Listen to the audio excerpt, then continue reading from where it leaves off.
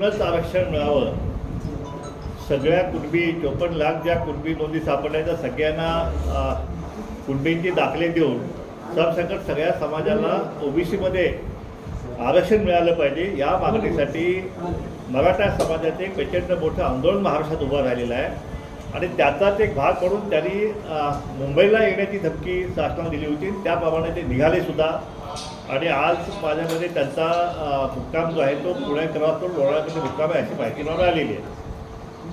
हे मराठा समाजाचं हे जे आंदोलन जे आहे ते 26 तारखेपासून मुंबईमध्ये जाहीर करण्याचं त्यांनी जाहीर केलेलं आहे. तत्पूर्वी जर महाराष्ट्र शासनानं जर का त्यांची मागणी मान्य केली तर जिथं आहे तिथून ते परत जातील किंवा गुलाल उडवायला ते मुंबईत येतील अशा प्रकारचं जरांगे साहेबांचं या ठिकाणी स्टेटमेंट आलेलं आहे.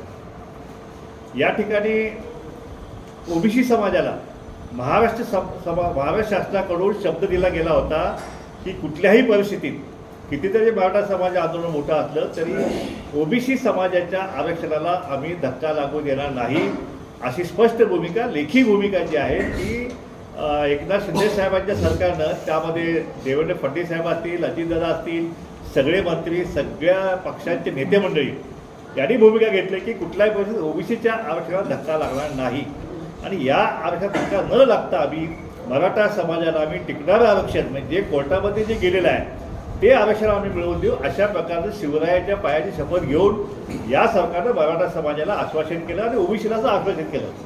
परंतु या मराठा समाजाच्या 54 लाख नोंदी ज्या सापडल्या, ज्या आतापर्यंत फक्त जरांगे म्हणत होते की 54 लाख सापडल्या, 54 लाख सापडल्या, आम्ही त्याच्याकडे दुर्लक्ष करत होतो, आमचा वेट अँड वॉच चालू होता.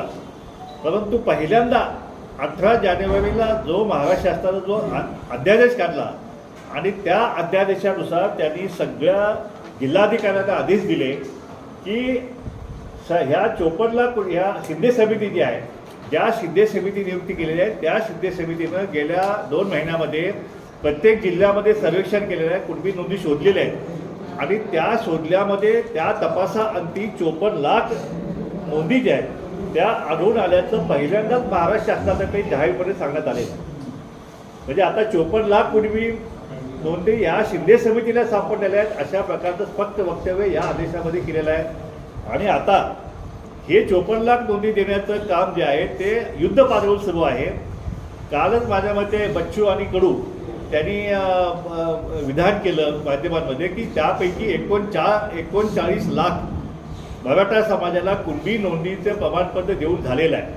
म्हणजे आता राहिल्या किती 40 आणि म्हणजे 20 लाख काहीतरी राहिले असतील.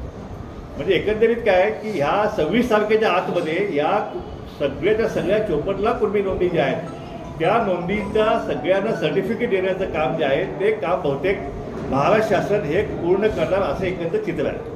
त्याचप्रमाणे सगळ्या सोयऱ्यांचा जो प्रश्न आहे की तोही ड्राफ्ट जो आहे तो पण ड्राफ्ट त्या दिवशी बच्चू कडू आणि जरांगे आणि ते चिवटे कोणते आहेत त्यांचा तो सुद्धा ड्राफ्ट जो आहे तो फायनल झालेला आहे.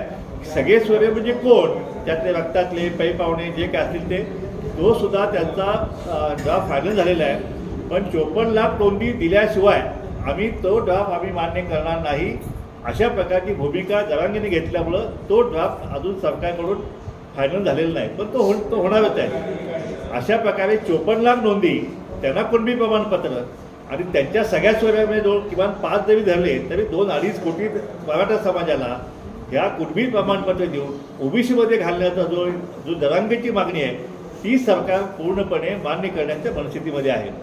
हा GR काढून महाराष्ट्र शासनाने ओबीसींचा विश्वासघात केला आहे असं आमचा स्पष्ट आरोप महाराष्ट्र शासनावरती आहे. तर त्यांनी आम्हाला आश्वासन केले की आम्ही धक्का लावणार नाही. मग आता ह्या 54 लाख तुम्ही कुणबीच्या त्यांना प्रमाणपत्र देणार सुद्धा त्यांच्या सगळ्या स्वरांना पण देणार आहात, म्हणजे मग राहिलं कोण आता? म्हणजे याचा अर्थ ओबीसीमध्ये मराठा समाज हा स्पष्टपणे या ठिकाणी आल्याचं स्पष्ट होत आहे. आणि आम्ही या अशा प्रकारचं हा जो षडयंत्र जे ओबीसीशी केलं गेलं त्याबद्दल आम्ही या महाराष्ट्र शासनाचा आम्ही धिक्कार करत आहे. आणि म्हणून या ठिकाणी आम्ही 26 तारखेला जसे जरांगे मुंबईत येणार आहेत त्यांचं आरक्षण घेण्यासाठी, पण आमचं आरक्षण वाचवण्यासाठी जे आहे अजूनसुद्धा वेळ गेलेली नाही. अजूनसुद्धा हे महाराष्ट्र शासन हे अजून थांबवू शकतं. आणि म्हणून त्यांचा धिक्कार करण्यासाठी 26 तारखेला या महाराष्ट्रातला समस्त ओबीसी समाज जो आहे तो मुंबईमध्ये धडकून या महाराष्ट्राचा धिक्कार केल्याशिवाय राहणार नाही. आणि त्याचवेळी आमच्या सगळ्या ओबीसीतल्या आमच्या भटक्यामुक्त असतील सगळ्या त्याचे याच वेळा मी सांगितलं डुकरं गाढवं जे काही त्यांचं साहित्य आहे ते सगळं घेऊन त्या ठिकाणी पोहोचणार आहे. आता आम्ही काल महाराष्ट्राचे उपमुख्यमंत्री अजितदादा पवार यांची भेट घेतली आणि त्यांच्या लक्षात आणून दिलं की तुम्ही 54 लाख कुणबी जे आहे हे दाखले आणले कुठून, हे याची स्पष्टता मुळीच नाही आहे. हे जुने दाखले आहेत की नवीन मिळालेले आहेत का 12 सर्टिफिकेट त्यातून मिळालेले आहेत की कसे मिळालेले आहेत ह्याच्यात काहीसुद्धा स्पष्टता नाही. आमची मागणी आम्ही काल मागणी केली की ह्याचं स्पष्टता जी आहे हे सरकारनं ह्याची स्पष्टता केली गेली पाहिजे. ही 54 लाख दाखले आता काल तर आम्ही ऐकतो की 57 लाख झाले, 57 लाख दाखले झाल्याचं आम्ही ऐकतोय.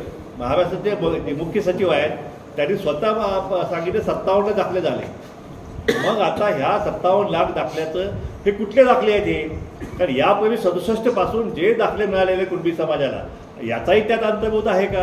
कारण हा जो GR सांगतोय की तपासा अंती म्हणजे शिंदे समितीने तपासा अंती प्रत्येक जिल्ह्यात आढळून आलेल्या 54 लाख नोंदी असा उल्लेख याच्यामध्ये आहे. मग खरं काय हे महाराष्ट्र शासन मराठ्यांना फसवतंय का ओबीसीला फसवतंय हे एकदा तर स्पष्ट दूध का दूध पाणी का पाणी झालं गेलं पाहिजे अशी आपल्या माध्यमातून महाराष्ट्र शासनाकडे माझी विनंती आहे. आणि महाराष्ट्र शासनानं कुठल्याही परिस्थितीत हे ताबडतोब थांबवलं गेलं पाहिजे, नाहीतर ह्या गरीब समाजाच्या आरक्षणाचे 3 तेरा जे आहे ते वाजल्याशिवाय राहणार नाही. आणि हा ओबीसी समाज जो आहे हा कुठल्याही परिस्थितीत हे आम्ही कुठल्याही परिस्थितीत स्वस्त बघणार नाही. या शासनाला धडा शिकवल्याशिवाय आम्ही स्वस्त बसणार नाही. आता दुसरा विषय जो केला आहे त्यांनी मराठा समाजाला मागासवर्गीय ठरवण्यासाठी त्यांनी मागासवर्ग आयोग गठीत केलं. सुनील शुक्रे साहेब त्यांचं अध्यक्ष नेमणूक केली. हे सुनील शुक्रे जे आहेत ते जरांगे साहेबांच्या व्यासपीठावरती सर म्हणून हे मराठा आरक्षण तुम्हाला कसं मिळू शकतंय हे सांगणारे सुनील शुक्रे म्हणजे त्यांच्या आधीच धारणा भूमिका त्यांनी आधी घेतली की मराठ्याला आरक्षण कसं मिळतंय. आता त्यांनाच ह्या मागासवर्ग आयोगाचा अध्यक्ष केलेला आहे. सदस्य सगळे ओबीसी सगळे बाहेर काढलेले आहेत. म्हणजे जो मागासवर्ग आयोग होता तो पूर्णपणे मराठा समाज आयोग ह्या ठिकाणी केलेला आहे. हा मागासवर्ग आयोग हायजॅक करण्याचं पापसुद्धा आता या सरकारच्या वतीनं करण्यात आलेला आहे. या आयोगाने अध्यादेश आता काढलेले आहेत. सगळ्या कलेक्टर त्यांच्या सगळ्या प्रशिक्षण झालं गेल्या 3 दिवसात.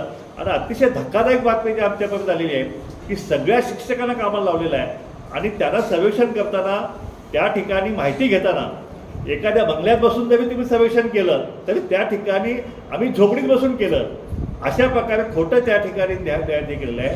त्या ठिकाणी आम्ही पाणी घरात नळ जरी असेल ते 500 फूट आम्ही पाणी घ्यायला जातो. दारासमोर JCB 4 व्हीलर गाड्या असल्या तरीसुद्धा त्याच्या दारापुढं काहीच नाही आहे. अशा प्रकारे सगळं खोटं नाटं सगळं जे आहे सगळे मोलमजुरी करतात. जरी कॉन्ट्रॅक्टर असले मराठा समाजाचे, जरी मोठमोठे शेतकरी असले, धनाढ्य असले तरी त्यांनासुद्धा जे आहे ते की गरीब आहेत आणि मजुरी करतायत अशा प्रकारचं खोटं जे आहे हा सर्वेक्षण सुरू आहे. अशा प्रकारचे सर्वेक्षण जो आहे करून हे महाराष्ट्र शासन जे आहे ते ओबीसीची फसवणूक करते असं नाही, पण मराठा समाजाची सुद्धा ही फसवणूक सुरू आहे. कारण यापूर्वी 8 आयोगांनी सर्वेक्षण करून हा मराठा समाज हा सामाजिकदृष्ट्या मागासलेला नाही अशा प्रकारे स्पष्ट केलेला आहे.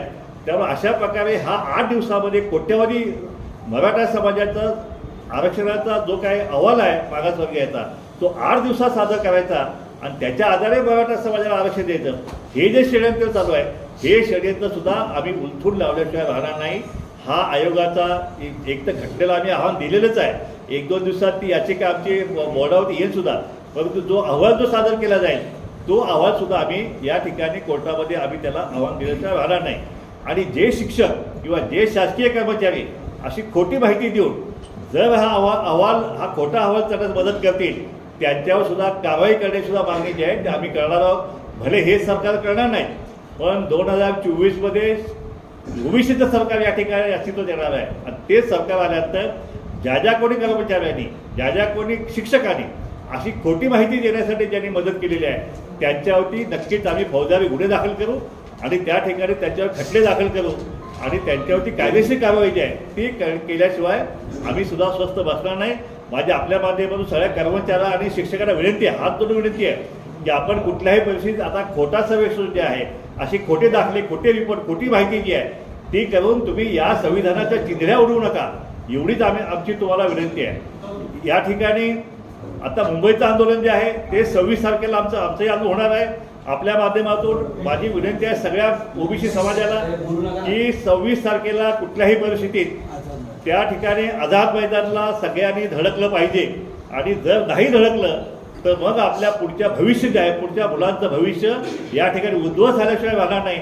पुढच्या पिढ्या गावागावामध्ये आपल्याला गुलामगिरी म्हणून करायला लागेल. म्हणून आपण कुठल्याही परिस्थितीत सगळं काम बाजूला सोडून 26 तारखेला आपण मुंबईला या ठिकाणी आपण आंदोलनासाठी आपण यावं असे आपल्या माध्यमातून सगळ्या ओबीसी समाज, त्यामध्ये तेली, चाळी, माळी, कुष्टी, कुंभार, दंगे, वडार हे सगळे असतील. त्यामुळे मुंबईमध्ये आगरी समाज मोठा आहे, त्या ठिकाणी आगरी समाज नेते या ठिकाणी उपस्थित आहेत. महाराष्ट्रामध्ये वंजारी समाज त्या ठिकाणी मोठ्या संख्येने त्यात सहभागी होणार आहे. कुणबी समाज मुंबईमध्ये आणि कोकणामध्ये कुणबी समाज त्या ठिकाणी मोठ्या संख्येने या ठिकाणी आंदोलनात सहभागी होणार आहे. त्यामुळे आम्ही भले तेवढी साधनं आमच्याकडे नसतील, पण जी काही साधनं उपलब्ध आहेत ती साधनं घेऊन आमचा सुद्धा हल्लाबोल जो आहे त्या या आरक्षणाच्या बाबतीत सरकारवरती आम्ही केल्याशिवाय राहणार नाही. अजूनसुद्धा सरकारला वेळ गेलेला आहे. अजूनसुद्धा त्यांनी हे सगळं थांबवून जे टिकणारं आरक्षण कोर्टामध्ये, आता सगळेच जर तुम्ही मराठ्याला कुणबी दिलं मग तुमचं हे टिकणारं आरक्षण जे कोर्टामधलं आहे ते घ्यायला खाली मराठा शिल्लक पाहिजे की नाही. त्यामुळे आता जर मराठा शिल्लकच राहणार नसेल, या महाराष्ट्रातून संपूर्ण मराठा जमातच या ठिकाणी नष्ट होण्याच्या मार्गात सगळेच कुणबी होणार आहेत. जे या आपल्या आर्मीमध्ये मराठा बटालियन आहे त्याचं नामकरण कुणबी बटालियन करावं लागणार आहे. ज्या संघटना मराठा समाज आहेत ते मराठा महासंघाचं कुणबी महासंघ करावं लागणार आहे. त्या ठिकाणी मराठा क्रांती ठोक मोर्चे आहे त्यांचंसुद्धा नामकरण आता मराठा कुणबी क्रांती मोर्चा ठोक मोर्चा करावं लागणार आहे. त्यामुळे ज्या मराठा समाज संघटना आहेत त्या सगळ्यांना कुणबी समाज संघटना म्हणून करावं लागणार आहे. त्यामुळे हे नामकरण कुणबी होणार आहे. आणि अशा तऱ्हेनं हा जो विषय जो आहे, आणि एकदा ज्यांनी कुणी कुणबीचा दाखला घेतला की त्यांना त्या मराठा समाज बांधवाला पुन्हा EWSचं आरक्षण आयुष्यात कधी मिळणार नाही. त्यानंतर जे काय आता क्युरेटिव्ह पिटिशन आहे, जे शिंदेसाहेबांनी शिवरायाची शपथ घेऊन जे आरक्षण देण्याचं मान्य केलेलं आहे ते आरक्षणसुद्धा ज्या लोकांनी कुणबी दाखले घेतले आहेत त्यांना ते सुद्धा आरक्षण मिळणार नाही. 40% आरक्षण जे आहे ते सुद्धा मिळणार नाही आहे. जर या ठिकाणी कुणबी दाखले घेऊन कुणबी ओबीसीमध्ये आले, ओबीसीचं आता रोहिणी आयोगाच्या माध्यमातून ते रोहिणी आयोग नेमलेल्या केंद्रानं त्याचा अहवाल सादर झाला आहे आणि त्याच्यामध्ये 9% असं वर्गीकरण करण्यात येणार आहे. आणि जर कुणबी म्हणून मराठा समाज यात आला तर कुठल्या तरी एका 9% त्याला जावं लागेल. आणि त्या 9% जे सध्याचे ओबीसी आहेत त्यांच्यासोबत कॉम्पिटिशन करून त्यांना फक्त 2% जास्त आरक्षण या मराठा समाजाला कुणबी दाखले घेतले तरीसुद्धा मिळणार नाही.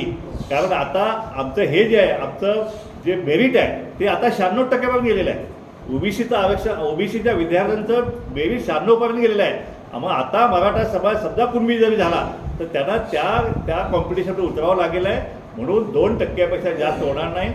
कुणबी दाखले घेऊन मराठा समाजाचं जे नुकसान होणार आहे त्याची जबाबदारी कोण घेणार आहे माहीत नाही. त्यामुळं मराठा समाजाचे जे तज्ज्ञ आहेत, अभ्यासक आहेत, त्यांनी ह्याचा विचार करावा. कारण एकदा कुणबी दाखला घेतला की त्या मराठा समाज बांधवाचे परतीचे दोर कापलेले असतील. पुढं दुसरा कुठलाही मार्ग नाही, फक्त कुणबीच म्हणून. कारण once backward is always backward. एकदा बॅकवर्ड झाल्यानंतर पुन्हा जर म्हणा नाही आता आम्हाला ते कुणबी नको, आता आम्हाला पुन्हा मराठा समाज जायचा आहे, तर ते मुळीच शक्य होणार नाही. अशा प्रकारची पद्धत या घटनेमध्ये दिलेली नाही आहे. म्हणून माझी विनंती मराठा समाज बांधवांना सुद्धा की आपण आपल्याला नक्की काय पाहिजे, कुठलं आरक्षण पाहिजे हे आपण नक्की करा. आज सध्या मराठा समाजाला आरक्षण आहे का, तर आहे. घटनात्मक आरक्षण आहे का, ते सुद्धा आहे.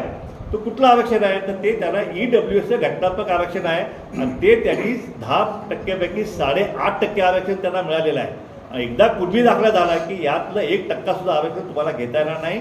त्या ठिकाणी कुणबी आणि जे मूळ कुणबी आणि बाकी सगळे ओबीसी आहेत त्यांच्यासोबतच तुम्हाला कॉम्पिटिशन करावं लागेल.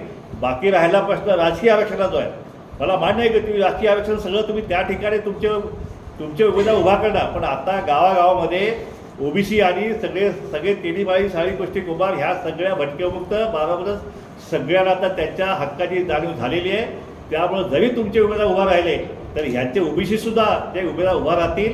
आणि संख्या जी आहे 60% संख्या जी आहे, आता एका आमदारांच्या गावात 70% ओबीसी आहे. आणि त्या ठिकाणी ओबीसी आता इथून पुढे ओबीसीलाच मतदान करणार आहे.